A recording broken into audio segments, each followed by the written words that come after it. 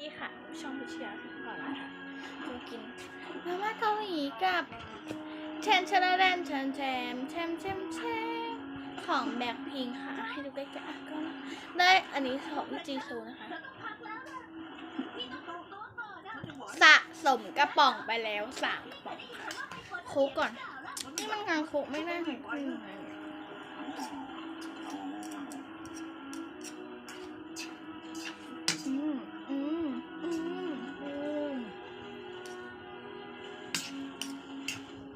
คุกแล้วนะมากินกันทุกคนเราจะมีชาเลนจ์ไปถึงกิน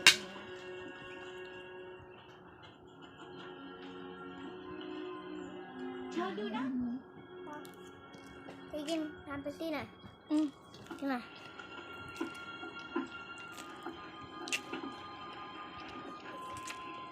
สวัสดีค่ะเยี่ยมอร่อยมากครับจอเป๊ปซี่กันสวัสดีค่ะ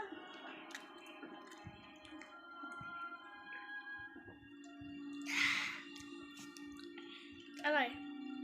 โอ้ยมันก็อย่างเงี้ยเลยอ่ะ นึกแล้วเชียว เจ็บหมา ถ้า ค่ะ เราไม่ควรออกมาเลยงั้นคืนนี้เราจะนอนที่นี่อย่างน้อยก็ยังมีไฟก็ไหนครับอร่อยมากครับพี่โอเคนะ ใช่จะดีขึ้นแล้ว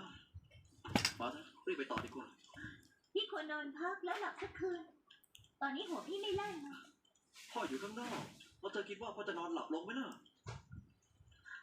ใจฉันบอกว่าเป็นยังไงอะตายในที่แบบเนี้ย บอกพ่อว่า นี่ค่ะ บอกพ่อว่าฉันตาย อันนี้น้ำหมูใช่ไหมดีฟังนะพี่ควรจะต้องนอนพักเราต้องเดินเรื่อง ห้ามทิ้งกระป๋องนะใช่ปะ วันจากนั้นเรายังต้อง โอเคไหม เพื่อทำอีก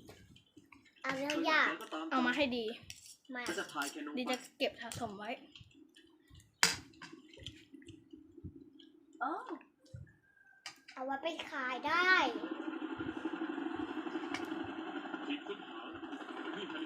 พอเราสะสมได้ปุ๊บ มันจะมีของรางวัลด้วย ทั้งหมดแล้วแต่ไม่เห็นอะไรเลยผมจะกลับ ได้ไปดูแบ็คพิงหรือได้หูฟังอ่ะหูฟังอะไร แบ็ค คะ พิงเนี่ยแบ็คพิงนี่ครับแบ็คพิงนะครับ พี่อะไรเอ่ยพี่ติซู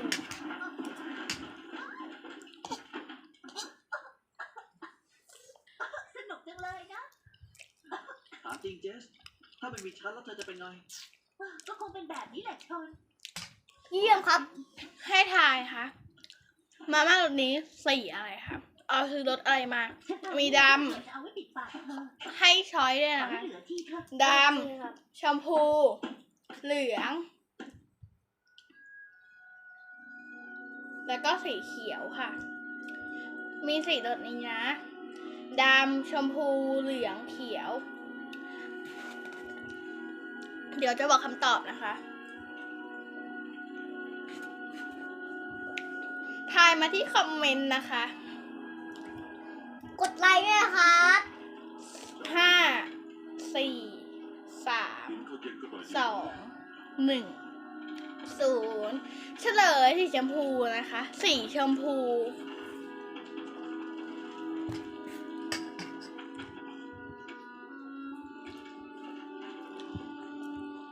เพราะมันเป็นตก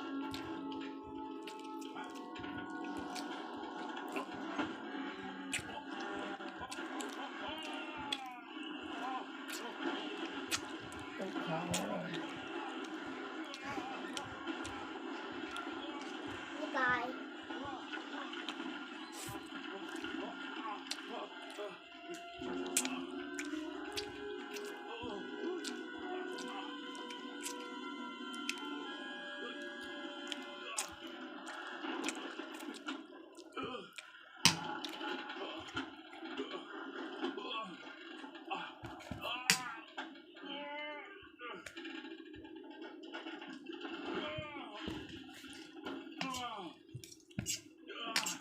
เผ็ดมากแม่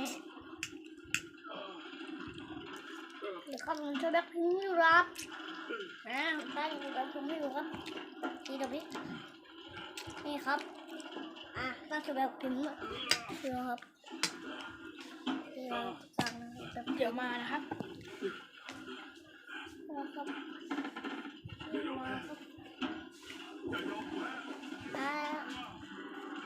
ยักษ์พิงกินไม่ได้อ่ะนี่นะครับยักษ์พิงของเก้ง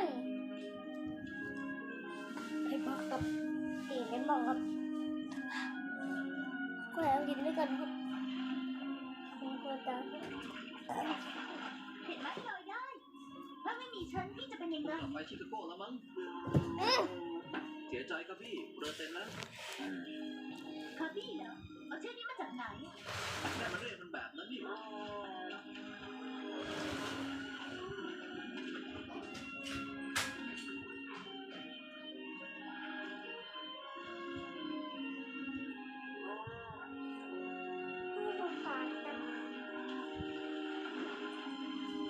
ไม่นับเป็นหรอ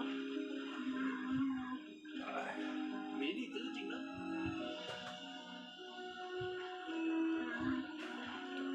น้ำ หมาว่ายน้ำเหรอ บ๊ายบาย ไม่ใช่ ฮะน้ำโมหมาว่ายน้ำเหรอ